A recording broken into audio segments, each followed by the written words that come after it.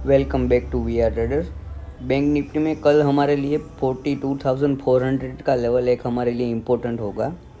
जो ये वाला लेवल हमको मिल रहा है यहाँ पे, ये 42,400 का लेवल अगर ब्रेक होता है, देखो मैं 5 मिनट में आपको जाके समझाऊंगा किस तरह से ब्रेक होगा, तो हम इसको यहाँ पे प्ले करने वाले हैं, नहीं तो कुछ नहीं करने वाले हैं। तो यहाँ पे अब 44,000 का लेवल हमारे लिए इम्पोर्टेंट क्यों है?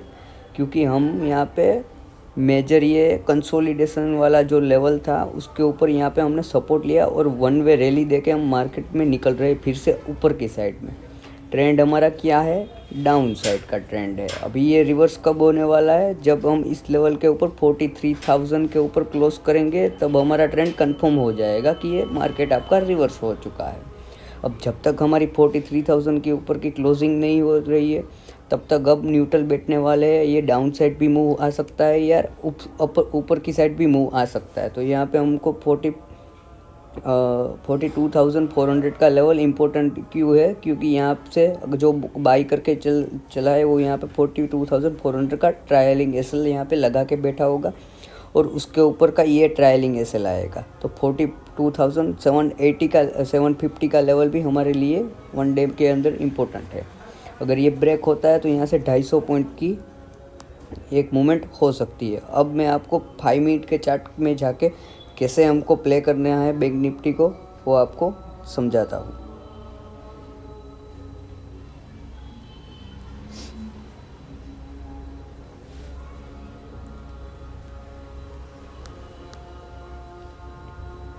यहाँ आपके 5 मिनट का चार्ट हमारा ओपन हो चुका है।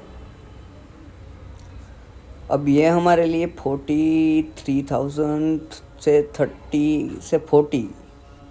42 तक का, जब तक बैंक निफ्टी अगर ओपनिंग होती है यहाँ पे, अगर बैंक निफ्टी का ओपनिंग होता है 960 से लेके 43,030 के बीच में अगर घूमती है, 10-15 मिनट अगर यहाँ पे घूमती है, सुबह के सेशन में बात कर रहा हूँ 9-15 के बीच में, अगर यहाँ पे ओपन होती है और ओपन होने के बाद 15-20 मिनट तो कम से कम हमको यहाँ पे कैंडल 5 मिनट की चाहिए ही चाहिए। उसके बाद यहाँ से ब्रेकआउट मारती है तो हमारे लिए पहला टारगेट निकल के आ सकता है वो 43,001 का और 43,220 का, और तीसरा टारगेट निकल के आएगा 43,380 का। ये 3 टारगेट के लिए हम बैंक निफ्टी को प्ले करने वाले हैं।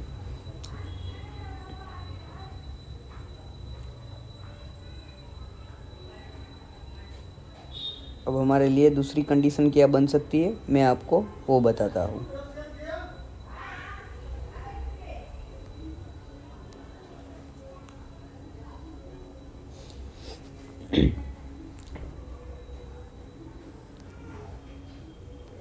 दूसरी कंडीशन हमारे, अगर ये यहाँ पे ओपन होता है और पहली दूसरी कैंडल यहाँ पे शूटिंग स्टार कैंडल बन जाती है, यहाँ पे देखो यहाँ पे ये शूटिंग स्टार बनी है, अगर पहली कैंडल ये शूटिंग स्टार बन जाती है इस तरह की कैंडल, तो हम यहाँ से सेल करने वाले हैं बैंक निफ्टी को, सेल करेंगे और इसका हाई को हम एसएल बनाने वाले हैं और हमारा टारगेट यहाँ तक का आज का मिलने वाला है।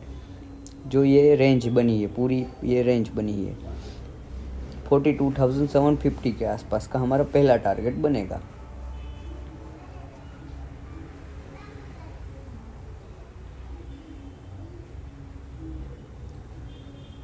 अब मान लीजिए हमारा मार्केट बहुत ही बड़ा गैप डाउन खुलता है, यानी कि 42,400 के आसपास, ये वाले लेवल के आसपास यहाँ पे अगर ओपन होता है, अगर यहाँ पे कंसोलिडेट करता है, देखो 42,400 से लेके 42,500 यानी कि 100 पॉइंट 80 पॉइंट की ये रेंज बना देता है। 100 पॉइंट से 80 पॉइंट की यहाँ पे रेंज बनती है और जैसे ही वो रेंज ब्रेक करेगा हम यहाँ से बाइंग करेंगे, हमारा पहला टारगेट मिलेगा।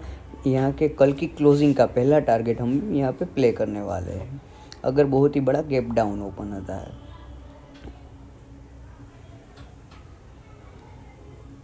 और मार्केट अगर इसी जोन के अंदर को ओपन होता है, यानी कि अगर मार्केट ओपन होता है 42,750 से लेके 42,800 के अंदर, अगर यहाँ पे पहले रेंज बनती है, 15-20 मिनट कंसोलिडेट करता है या फिर पहली कैंडल हैमर बनती है, अगर यहाँ पे मार्केट ओपन होता है सुबह और पहली कैंडल हैमर बनती है तो यहाँ पे हम हैमर के ऊपर बाइंग करने वाले हैं और हमारा टारगेट निकलेगा ये वाला रजिस्टेंस लेवल। अगर यहाँ से निकलते हैं तो हम यहाँ तक जाएंगे और यहाँ पे हमको एसएल लगाना पड़ेगा 42,740 का हम एसएल लगाएंगे और इस रेंज को ट्रेड करेंगे या फिर पहली कैंडल हैमर को ट्रेड करेंगे। अब सारी की सारी मैंने कंडीशन आपको बता दी। मैं फिर से आपको एक बार कंडीशन दिखा देता हूँ। अब हमारे लिए ये वाला लेवल रजिस्टेंस का काम करने वाला है 43,040 तक का लेवल। अगर मान लीजिए मार्केट आपका 43,000 के ऊपर मार्केट ओपन होता है, यहाँ पे ओपन होता है और पहली कैंडल हैमर बनाता है तो हैमर के ऊपर बाइंग करेंगे या फिर कंसोलिडेशन करने के बाद 15-20 मिनट का मैक्सिमम हमको कंसोलिडेशन चाहिए।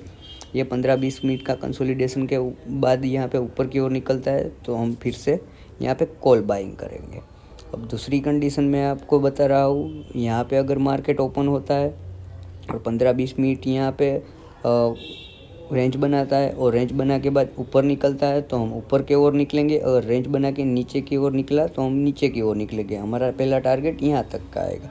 अगर मार्केट यहाँ पे ओपन होता है और मार्केट यहाँ से बाहर ऊपर निकलता है तो हम यहाँ से यहाँ तक का टारगेट लेंगे और यहाँ पे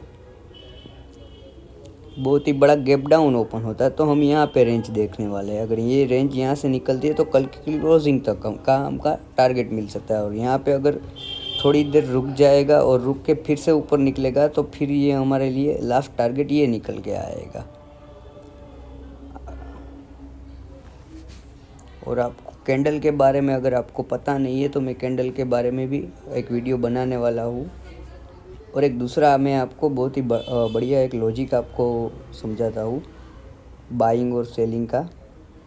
इसके साथ अब हमारा मार्केट आज पूरा दिन इसी जोन के अंदर यहाँ पे क्लोज हुआ है तो जितने भी पुट राइटर और कॉल राइटर होगी यहाँ पे राइटिंग की होगी, यानी कि पुट राइटिंग भी यहाँ पे हुई और कॉल राइटिंग भी यहाँ पे हुई है। अगर ये लेवल सुबह के सेशन में इस तरफ ब्रेकआउट होगा तो भी 250 पॉइंट की हमको मूवमेंट मिलेगी और यहाँ पे सुबह के सेशन में यहाँ पे उस तरफ भी ब्रेकआउट होता तो भी हमको 250 पॉइंट की मूवमेंट एक वन वे मिलने वाली है। क्यों? यहाँ पे जो कॉल राइटर हो गए वो ट्रैप हो गए अगर ये ऊपर के साइड निकला तो, और नीचे के साइड निकला तो पुट राइटर ट्रैप हो गए। दोनों में से एक को तो ट्रैप होना है, सिर्फ हमको इंतज़ार करना है। और इंतज़ार करना है, यहाँ पे बीच में ट्रेड मत लेना, बीच में ये वाले जोन में ट्रेड मत लेना। अगर ओपनिंग यहाँ पे होती है तो हम ऊपर साइड के ट्रेड लेंगे, यहाँ पे ओपनिंग होती है नीचे साइड निकलता है तो हम यहाँ पे डाउन साइड का ट्रेड लेंगे। और यहाँ पे ओपनिंग होके ऊपर साइड निकलता है तो भी हम ऊपर साइड का ट्रेड लेंगे। यानी कि जहाँ बैंक निफ्टी निकलता है हम उस साइड चलने वाले। हमको वेट करना है कंसोलिडेशन या फिर पहली कैंडल अगर हैमर बनती है या फिर शूटिंग स्टार बनती है तो हम सेल करने वाले हैं और हैमर पे हम बाय करने वाले हैं।